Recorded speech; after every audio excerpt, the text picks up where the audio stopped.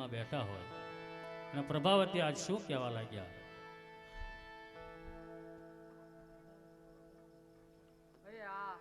સવાર સવારમાં દાતણ કરતા કરતા મારા સ્વામીનાથ ક્યાં વયા ગયા છે?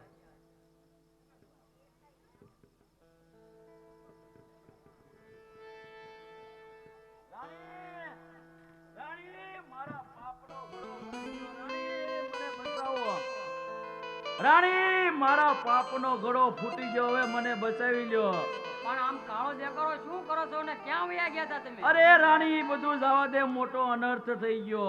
હું તમને કીધું ને સમજાવતી હતી કે આ બધું મેલી જો, આ તમારા પાપનું પરિણામ છે, તમારા પાપનું. રાણી હવે એ બધું તું શિખામણ દેમાં મારી વાત સાંભળ. પેલા હું હવારમાં દાતણ કરતો હતો અને દાડલ દે અને બે ત્રણ બહેનો માણેક ચોકની અંદરથી પાણી ભરીને જાતા હતા અને મારાથી ભૂલથી શેડો પકડાઈ ગયો એનો, અને મને શ્રાપ આપી દીધો કે જા નુગરા, તારું ક્યાંય હારું નહીં થાય.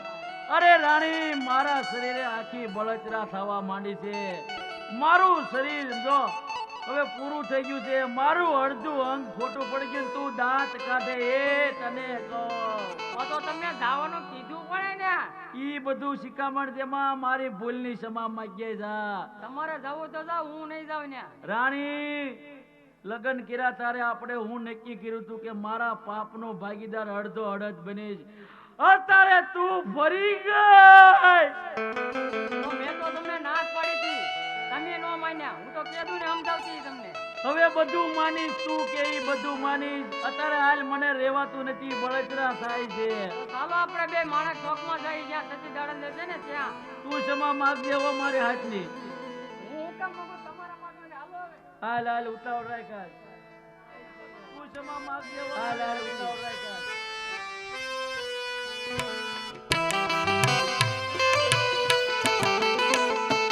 આવી રીતે પ્રભાવતી રાવત ઋષિને લઈ અને માણેક ચોક તરફ ચાલી નીકળ્યા છે.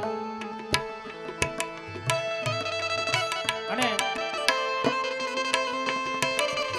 ખીમડા પટોળના આંગણે ભજન સત્સંગ ચાલુ હોય.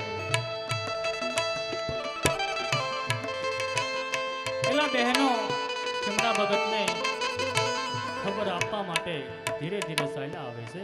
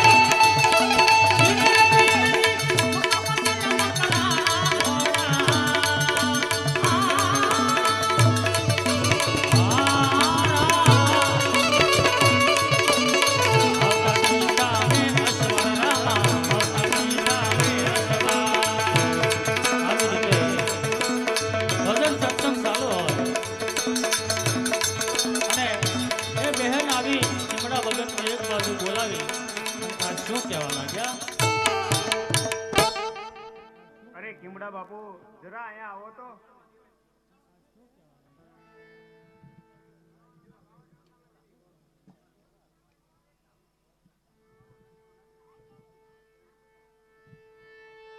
અરે હા બેન, શું વાત છે? અરે કીમડા બાપુ કાળો કેર થઈ ગયો. કીમડા બાપુ કાળો કેર થઈ ગયો.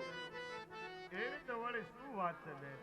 અરે કીમડા બાપુ અમે અને છતી દાડર દે મચુ નદીમાં પાણી ભરવા ગયા હતા અને પાણી ભરીને આવતા હતા ત્યાં માણેક ચોકમાં રાજા રાવત રણછીડનો ભેટો થઈ ગયો અને રાજા રાવત રણછીડે છતી દાડરદેવનો પાલવનો છેડો ઝાલ્યો અને છતી દાડરદેવે કહેવડાવ્યું છે કે કોચ કોદાળી અને પાવડો લઈને માણેક ચોકમાં તમને બોલાવે છે. બહુ સારું. ત્યારે ગુરુ મહારાજ ખીમડા ભગતને આજ શું કહેવા લાગ્યા? એ ખીમડા ભગત શું વાત છે? અરે હા ગુરુ મહારાજ, વાત જરા એમ છે કે સતી દાડંદે અને બે ચાર બહેનો બસુ નદીના કાંઠે પાણી ભરવા ગયા હતા. પાણી ભરીને આવતા હતા કે રાવત રણસીનો ભેટો થઈ ગયો અને સતી દાડંદેનો શેડો ઝાલ્યો છે. અને ગુરુ મહારાજ સતી દાડંદે મને માણેક ચોકમાં બોલાવ્યો છે. કોશ કોદાળીને પાવડો લઈને ગુરુ મહારાજ. ચાલો તો પાઠ વધાવવાનો ટાઈમ થઈ ગયો. પાઠ વધાવીને બધા સાથે જઈએ તો બહુ સારું.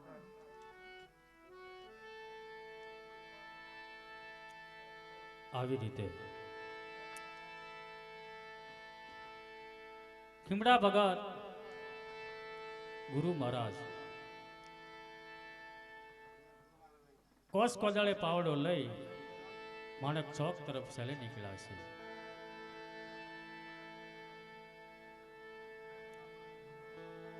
અને રામદેવજી બાપા અંતર આત્માથી સમજી ગયા છે.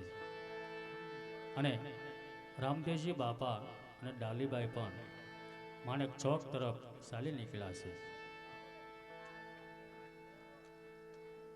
અને આ બાજુ માણેક ચોકમાં સતી દાડંદે આસન વાળી અને બેઠા હોય છે.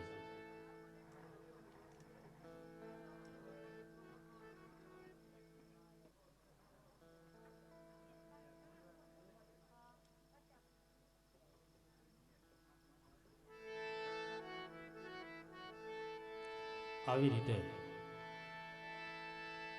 સતી દાડંદે માણેક ચોકમાં આસન વાળી બેઠા હોય અને આ બાજુથી ખીમડા ભગત માણેક ચોકમાં આવે છે. ત્યારે ખીમડા ભગત સતી દાડંદેને શું કહેવા લાગ્યા છે?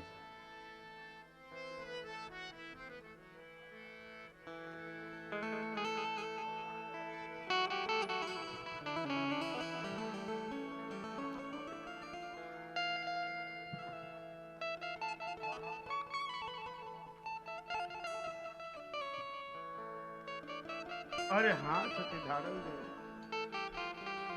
આ માણેક ચોકમાં મારું એવું શું કામ? અરે હા, હું અને બે ચાર બહેનો પાણી ભરી આવતા હતા. માણેક ચોકમાં રાજા રાવત રણસીનો ભેટો થઈ ગયો અને એણે મારા પાલવનો શેડો ઝાલ્યો છે. માટે હવે તમે આયા મારી સમાધિનો ખાડો ગળાવો. મારી સમાધિનો સમય વીતતો જાય છે. અરે બહુ સારું સતી દાડંદે.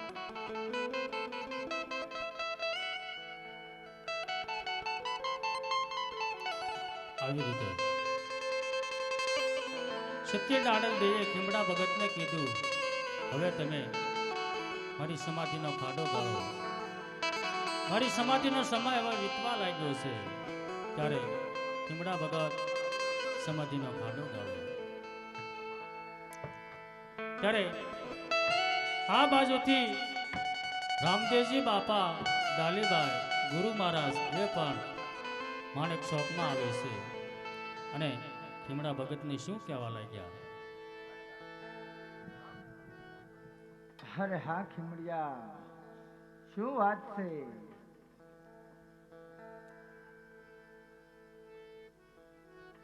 અરે હા રામાપુર બાપા, વાત જરા એમ છે કે સતી દાડંદે અને બે ચાર બહેનો મતુ નદીના કાંઠે પાણી ભરવા જતા હતા. ના રાવત રણસીનો ભેટો થતા રાવત રણસીએ સતી દાડંદેનો પાલો ઝાલ્યો છે અને મને આયા કોસ કોદાળી લઈ સમાધિનો ખાડો ખોદવાના કીધું છે બાપા. અરે હા ખીમડિયા, હે ખાડાની બાજુમાં બીજો એક કુંડ જેવો ખાડો ગાળો ખીમડિયા.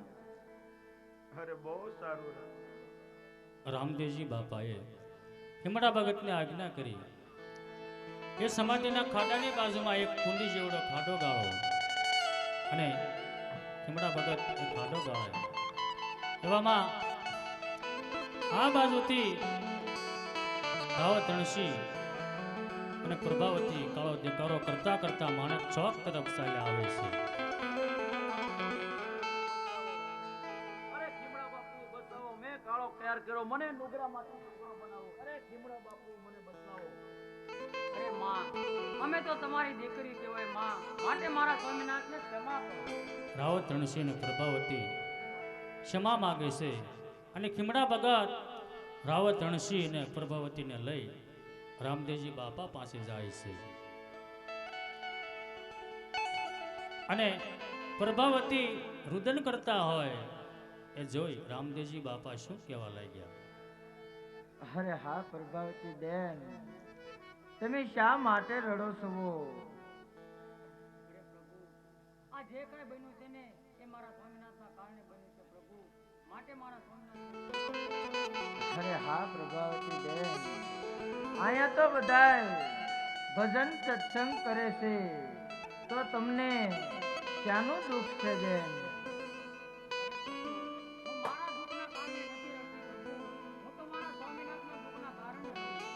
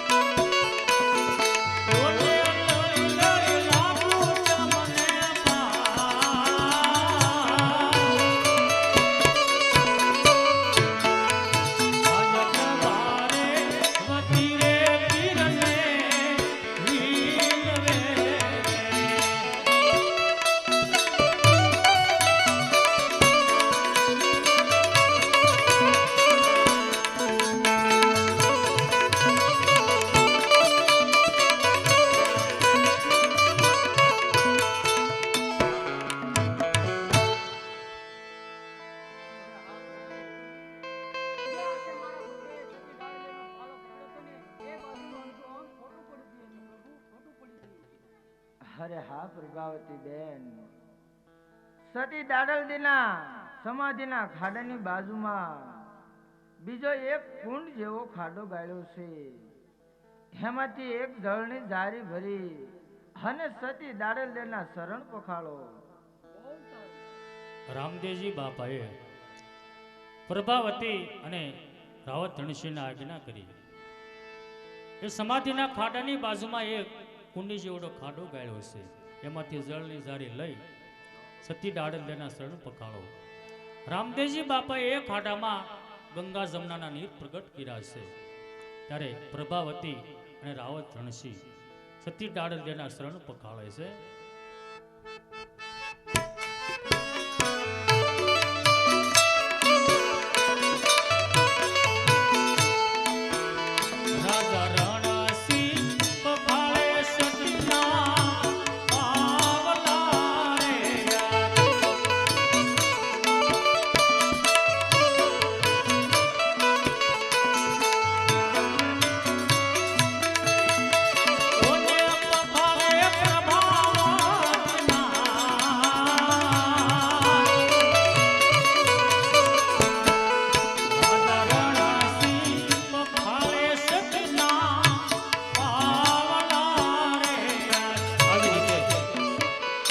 પ્રભાવતી અને રાવત રણસિંહે સતી દાડલદેના શરણ પકડ્યા છે અને એ પાણી પ્રભાવતીએ રાવત રણસિંહના મોઢામાં મૂક્યું. ત્યારે રાવત રણસિંહની કાયા સારી થઈ ગઈ છે. જે કોઢ હતો એ કોઢ મટી ગયો છે. અડધું અંગ ખોટું પડી ગયું હોય કે અંગ સાજું થઈ જાય. અને રાવત રણસિંહ શું કહેવા લાગ્યા? અરે જય થાવ સતી માતાનો જય થાવ. અરે રાણી, આ સતીના પ્રતાપથી હું નવું જીવન પામ્યો છું. આજ પછી કોઈ બેનો દીકરીઓ અમે જોશ નહીં અને દર અંજવાળી બીજને દી આપણા ઘરે ભજન સત્સંગ કરશું. બોલો સતી માતની જય, બોલો અલખ ધણીની જય. ત્યારે રામદેવજી બાપા ડાલીબાઈને શું આજ્ઞા કરે છે? અરે હા ડાલીબેન, સતી દાડલદીની સમાધિની વિધિ તમે તમારા હાથે કરો.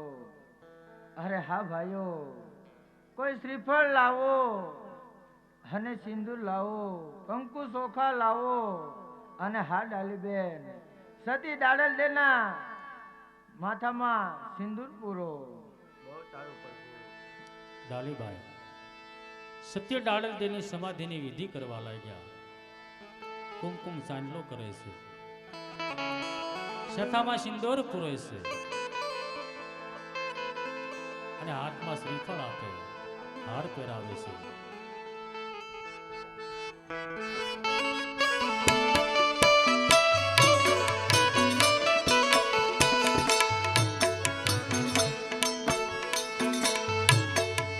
આજ કંકુરે તો ખાતી તો જો ચાંદલો રે.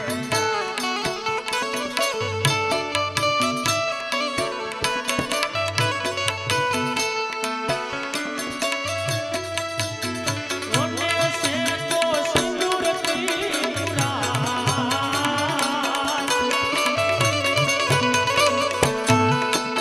કંકુરે તો કાનો છોડ્યો ચાંદલો રે યાર.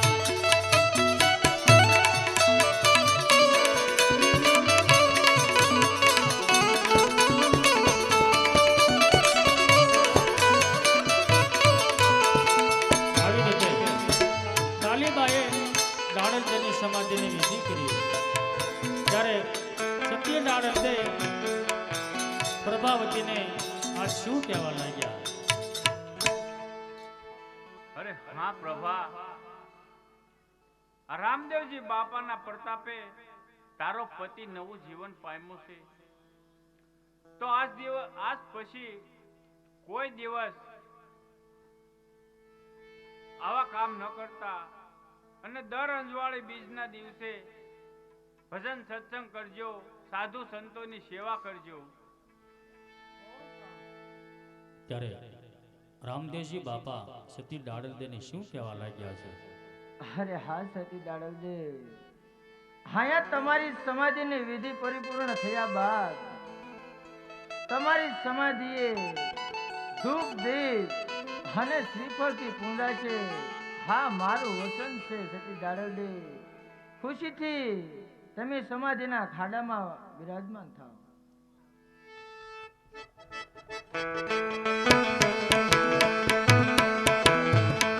આવી રીતે સત્ય ડાળલદેએ સમાધિના ખાડાની અંદર પ્રવેશ કર્યો છે.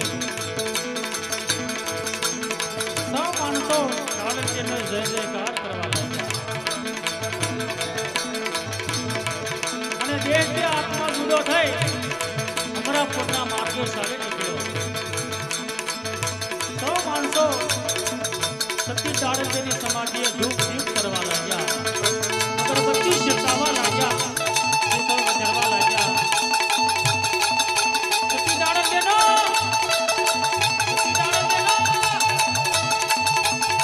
આવી રીતે જોત જોતામાં સમાધિની વિધિ પૂરી થાય ત્યારે રામદેવજી બાપા કુમડિયા ભગતને શું આજ્ઞા કરે છે? અરે હા ખીમડિયા, હાયા સારા એવા મંડપ રોપાવો અને ભજન સત્સંગ કરાવો. અને હા ખીમડિયા, તમે રણસિંહ રાજાના માથે હાથ મૂકો અને રણસિંહ રાજાના હાથમાં રામ સાગર આપો. બહુ સારું.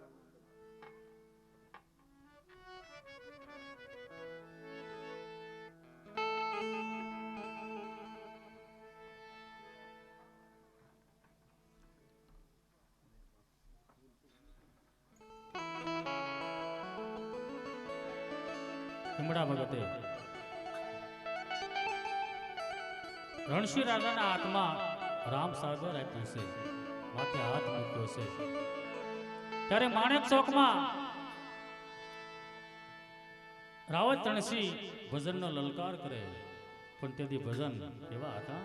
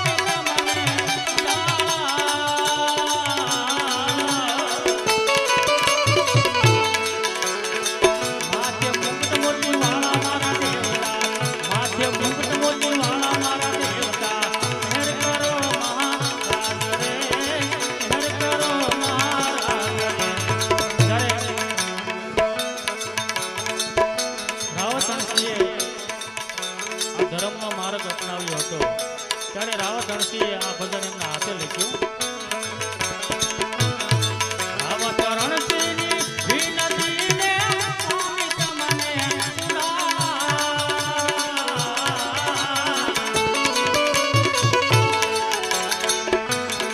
રાવત અણસીની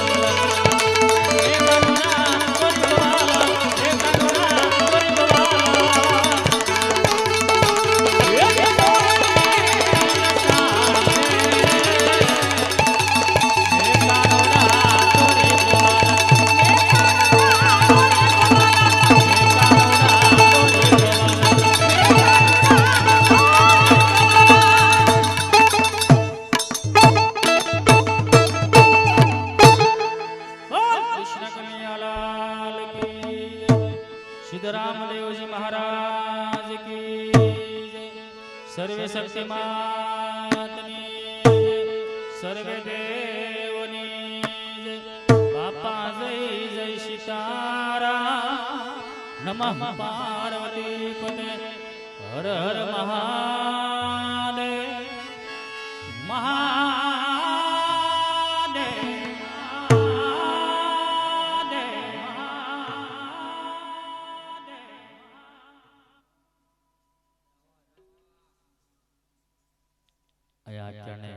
વિરામ અપાય છે.